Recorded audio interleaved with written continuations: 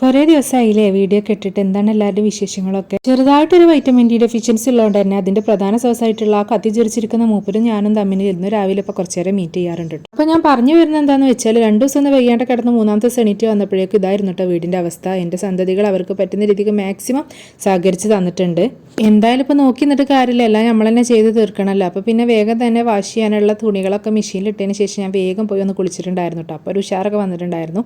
അങ്ങനെ പിന്നെ വേഗം തന്നെ ഓരോരോ പണികളായിട്ട് ചെയ്യാൻ നോക്കിയായിരുന്നു. ഞാൻ എപ്പോഴും വിചാരിക്കാറുണ്ട് കേട്ടോ, നമ്മൾ ഈ ലേറ്റ് ആയിട്ട് എണീക്കുന്ന ദിവസം ഇന്നിപ്പോൾ ഒന്നും നടക്കില്ല, അല്ലെങ്കിൽ എന്തെങ്കിലും കാരണത്താൽ പണികൾക്കൊക്കെ വൈകിയ ദിവസം ഇനിയിപ്പോൾ വിചാരിച്ച പോലെ കാര്യങ്ങളോ നടക്കില്ല, ഫുഡും കാര്യങ്ങളും സമയത്തിനാവില്ല, മൊത്തത്തിൽ താളം തെറ്റും എന്നൊക്കെ വിചാരിക്കുന്ന ദിവസം നമ്മൾ പോലും പ്രതീക്ഷിക്കാതെ എത്രയും പെട്ടെന്ന് പണികളൊക്കെ തീരുന്നതും പ്രതീക്ഷിക്കുന്നതിൽ എളുപ്പത്തിൽ വേഗം തന്നെ പണികളൊക്കെ ചെയ്ത് തീർക്കാൻ പറ്റുന്നതൊക്കെ എനിക്ക് അങ്ങനെ തോന്നിയിട്ടുണ്ട്. എന്നാൽ നേരത്തെ കുട്ടി പ്ലാൻ ചെയ്ത് തലേ ദിവസം തന്നെ നാളെ ഇന്ന പണികളൊക്കെ തീർക്കണം എന്നൊക്കെ വിചാരിച്ച് നേരത്തെ എണീറ്റ് ഒക്കെ ചെയ്യാനൊരുങ്ങുന്ന ദിവസമാണെന്നുണ്ടെങ്കിൽ അന്ന് എന്തെങ്കിലും കാരണത്താലായിട്ട് വൈകി പോകുന്നതായിട്ട് തോന്നിയിട്ടുണ്ട്. അങ്ങനത്തെ ദിവസം ചിലപ്പോൾ രാത്രി ആയാലും നമ്മൾ ഉദ്ദേശിച്ച പണികളൊന്നും തന്നെ ചെയ്ത് തീർക്കാൻ പറ്റാതെ ഇരിക്കാറുണ്ട് കേട്ടോ. എനിക്ക് എപ്പോഴും അങ്ങനെ തോന്നാറുണ്ട്, എനിക്ക് അങ്ങനെ അനുഭവം ഉണ്ടാവാറുണ്ട്. നിങ്ങൾക്ക് അങ്ങനെ ആർക്കെങ്കിലും അങ്ങനെ ഫീൽ ചെയ്യാറുണ്ട് എന്നുണ്ടെങ്കിൽ ജസ്റ്റ് ഒന്ന് കമൻറ്റ് ചെയ്യണം കേട്ടോ.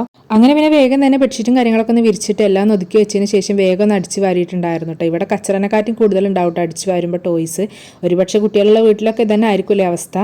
അങ്ങനെ തന്നെ വേഗം തന്നെ എല്ലാ പണികളും ചടപടയെന്ന് ചെയ്ത് തീർത്തിട്ടുണ്ടായിരുന്നു കേട്ടോ. ഇപ്പം ഇങ്ങനെ കാണാൻ എന്തൊരു രസമല്ലേ.